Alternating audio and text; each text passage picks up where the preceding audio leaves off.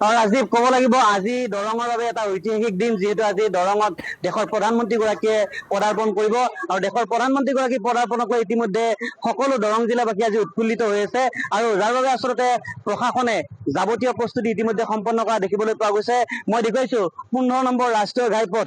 ইয়াৰ যি দাঁতিকাষৰীয়া স্থান তাতেই এনেধৰণে এই যি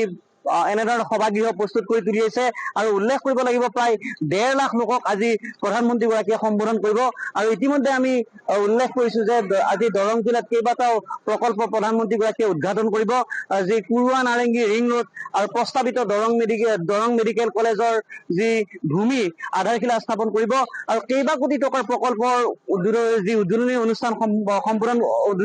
সমাপন কৰিব তাক লৈ আচলতে আজি দৰংবাসী উৎফুল্লিত হৈ পৰিছে।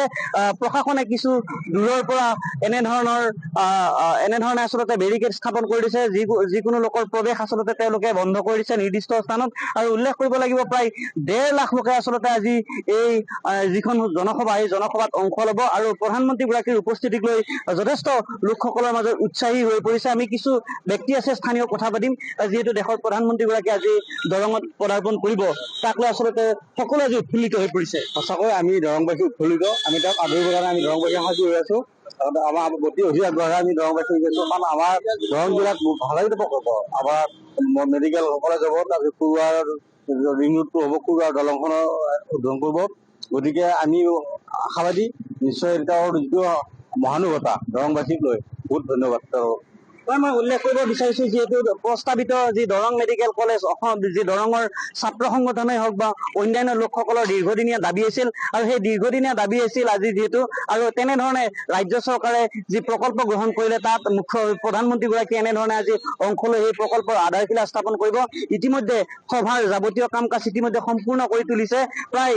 10টা বিধানসভা সমষ্টিৰ লোকে আজি এই জনসভাত অংশ ল'ব আৰু ইয়াৰ বাবে আচলতে যি ধৰণে যাতায়াত ব্যৱস্থা আৰু যিসমূহ আচলতে পৰিবহন ব্যৱস্থা আৰু অন্যান্য যিসমূহ আচলতে যাৱতীয় ব্যৱস্থা প্ৰশাসনে কটকটীয়া কৰি তোলা দেখিবলৈ পোৱা গৈছে। আমি কিছু ভিতৰলৈ যাবলৈ চেষ্টা কৰিম আৰু কিছু সময় পিছতেই ইয়াত যিহেতু কেইবাগৰাকীও মন্ত্ৰী অথবা বিধায়ক উপস্থিত হ'ব, তেখেতসকলে প্ৰধানমন্ত্ৰীগৰাকীৰ আগমনক লৈ যথেষ্ট উৎফুল্লিত হৈ আছে আৰু এনেধৰণে মই দেখুৱাইছো এই যিটো 15 নম্বৰ ৰাষ্ট্ৰীয় ঘাইপথৰ কাষতে থকা যিটো সভাগৃহ এই সভাগৃহত প্ৰধানমন্ত্ৰীগৰাকীয়ে প্ৰায় 11 বজাত ইয়াত উপস্থিত হৈ দৰং জিলাবাসীৰ বাবে কেইবাটাও প্ৰকল্প আজি আনুষ্ঠানিকভাৱে শুভ উদ্বোধন কৰিব আৰু তাৰ বাবে এনেধৰণে সম্পূৰ্ণ প্ৰস্তুতি কৰা দেখিবলৈ পোৱা গৈছে। মই দেখুৱাইছো উল্লেখ কৰিব লাগিব যি প্ৰস্তাৱিত দৰং মেডিকেল কলেজৰ যি আধাৰশিলা ইয়াতেই তেওঁ আচলতে আধাৰশিলা স্থাপন কৰিব আৰু সমান্তৰালভাৱে ইয়াৰ পৰা প্ৰায় 25 কিলোমিটাৰ নিলগত যি দৰঙৰ ৰিং ৰোড যি প্ৰস্তাৱিত ৰিং ৰোডৰ কুৰুৱা নাৰেংগী দলঙৰ তেওঁ এনেধৰণে প্ৰকল্প উদ্ঘাটন কৰিব আৰু ইয়াৰ বাবে সকলোখিনি যাৱতীয় ব্যৱস্থা প্ৰশাসনে কৰি তোলা দেখিবলৈ পোৱা গৈছে। আমি আন কিছু দৃশ্য দেখুৱাবলৈ বিচাৰিম, যিহেতু পৰিবহন ব্যৱস্থা ইয়াৰ পৰা প্ৰায় 3 কিলোমিটাৰ নিলগত যিসমূহ আচলতে বৰ বাহনৰ প্ৰৱেশ নিষেধ কৰি দিছে আৰু লঘু বাহন আচলতে এতিয়া প্ৰৱেশ কৰি দি থকা দেখিবলৈ পোৱা গৈছে আৰু যিসমূহ আচলতে 10টা বিধানসভা সমষ্টিৰ লোক আহিব ঠায়ে ঠায়ে তেওঁলোকৰ পাৰ্কিঙৰ ব্যৱস্থা কৰি দিয়া হৈছে আৰু ইতিমধ্যে